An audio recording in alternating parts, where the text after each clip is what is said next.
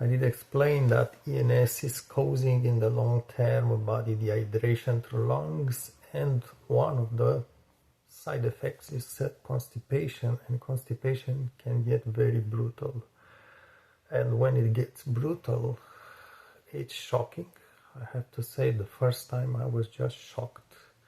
I just had this idea, this thinking that if I just cannot, sorry for the kind of details, but if I cannot take out of my body what I put inside my body, it's weird, to say the least.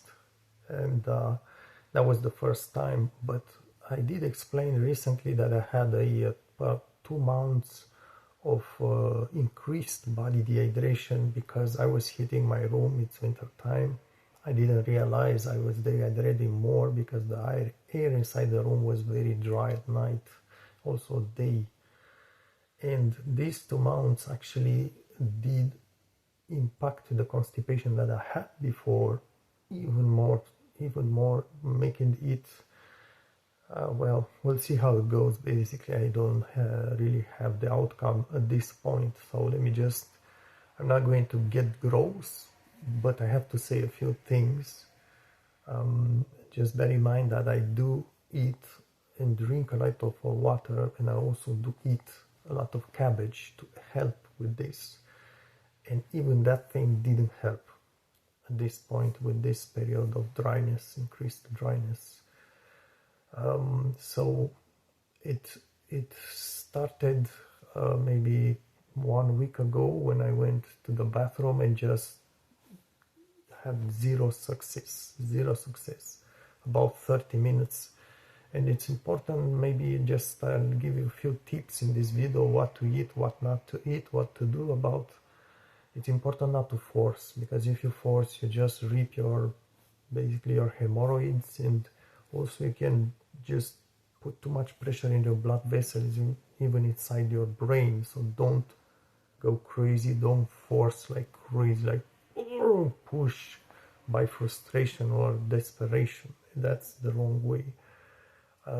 I did spend maybe 30 minutes in the bathroom. I just going to say that this way the body gets flexible at some times, and I'm not going to give you details about this, but it's important to talk about these things. It's unfortunate we have to talk about these things, but it's important because it's really it's impacting, and it can be very impacting. You can die basically from this thing, right, if it's not treated.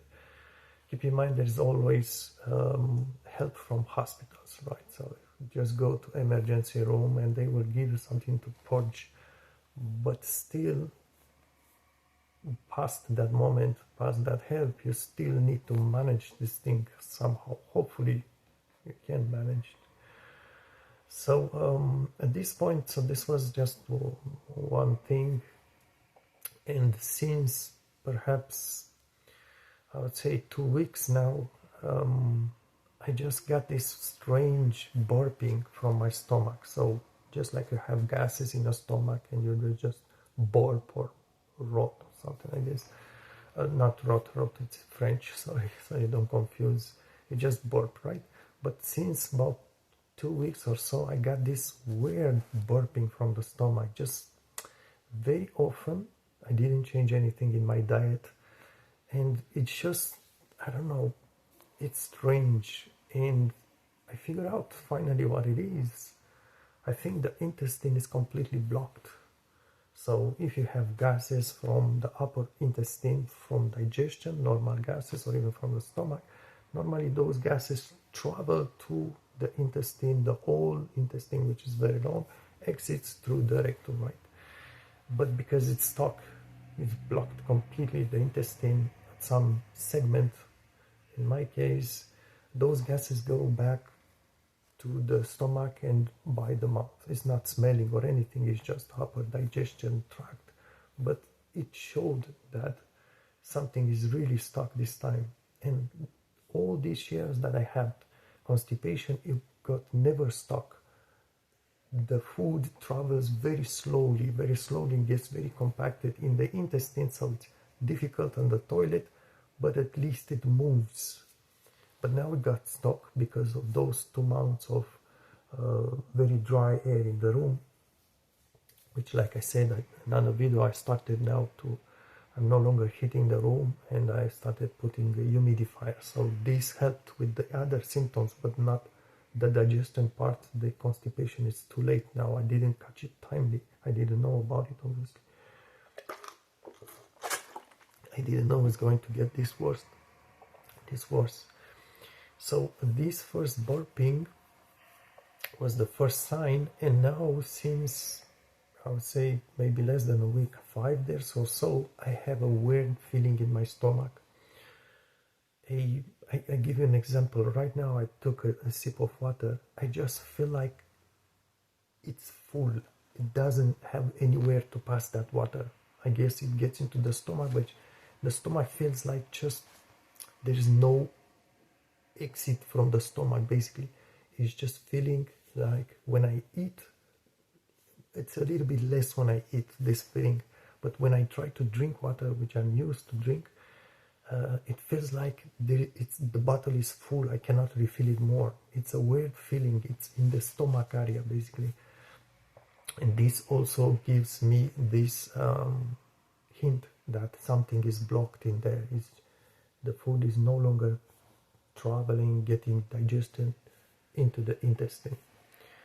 So at this point, I'm just going to give you what let's start with what I'll try to do at this point.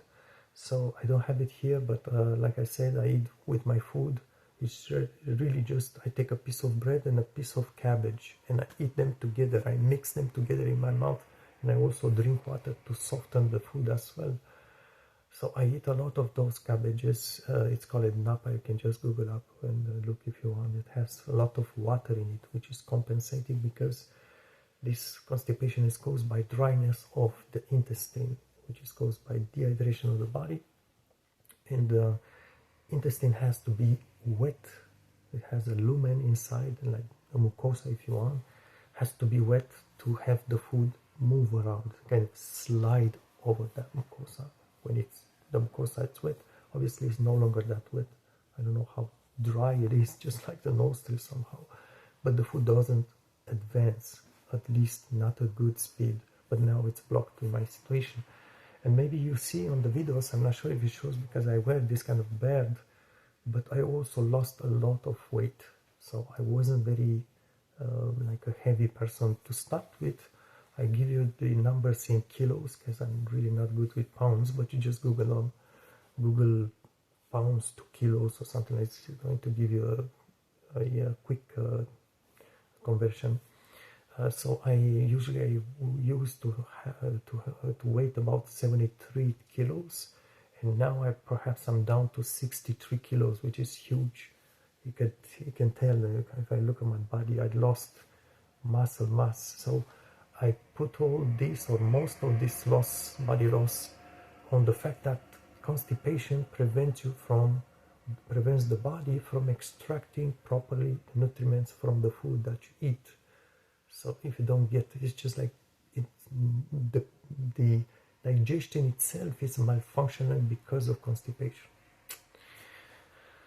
The choices of turbinate reduction surgery. Thank you, doctors. Thank you so much. Yes, I'm ready to do a good video about these doctors who slaughter our nostrils, and but this is going to be a separate video. I don't want to put it here. And then they reject you when you ask for help after their butchered surgeries. They reject you with those kind of, it's not insult, but they tell you have mental problems. This is the most often, which I've heard. People all over the world are hearing this from their doctor after the surgery.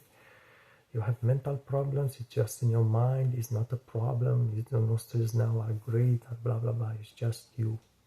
Anyhow, that's the way they reject you. They reject you because obviously they can no longer help you, but they don't want to say that it's their fault. They put their fault on you, and we are being the victims. And these arrogant doctors, they just, instead of being more humble and correcting their problems, their technique, they blame the victims, basically. I was saying that the thing that I'm doing now is I take fiber like metamorcil, take like a big amount, like not really a big amount, but just several spoons, especially in the morning, because my body is not tolerating well because of, perhaps I also have diabetes. But also I try to eat cabbage now in between the meals, so just cabbage. Get cabbage to kind of, make things help a little bit with digestion, to reduce this constipation. But so at this point I'll see if it works. I'm not sure if it's going to, advance, the food is going to move to the intestine or not. I will see. If I will wait a few more days, otherwise I'm going to go to the hospital. Unfortunately, Canada is really bad service.